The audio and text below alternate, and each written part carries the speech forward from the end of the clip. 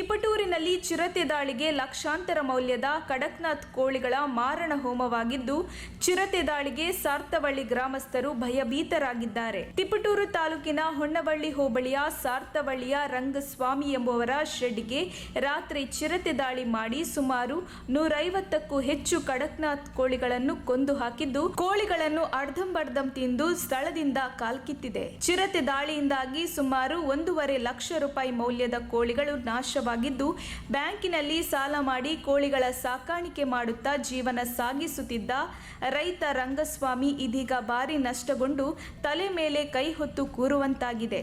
ಚಿರತೆ ದಾಳಿಯಿಂದ ಲಕ್ಷಾಂತರ ರೂಪಾಯಿ ನಷ್ಟವಾಗಿದ್ದು, ಮನೆಯ ನಿರ್ವಹಣೆ ಮತ್ತು ಸಾಲ ಹೇಗೆ ಕಟ್ಟುವುದೆಂದು ಚಿಂತೆಯಲ್ಲಿದ್ದೇನೆ ಎಂದು ಅವರು ತೀವ್ರ ಬೇಸರ ವ್ಯಕ್ತಪಡಿಸಿದ್ದಾರೆ. ಸುಮಾರು 2 ತಿಂಗಳಿನಿಂದ ಚಿರತೆ ದಾಳಿಗೆ ಹಸುಗಳು, ಕರುಗಳು, ಕುರಿಗಳು ಮತ್ತು ಮೇಕೆಗಳ ಮೇಲೆ ದಾಳಿಯಾಗುತ್ತಿದ್ದು, ಗ್ರಾಮಸ್ಥರು ಹಗಲು ಮತ್ತು ರಾತ್ರಿಯಲ್ಲೂ ಹೊಲಕ್ಕೆ ಮತ್ತು ತೋಟಕ್ಕೆ ಹೋಗಲು ಹಿಂದೇಟು ಹಾಕುತ್ತಿದ್ದಾರೆ.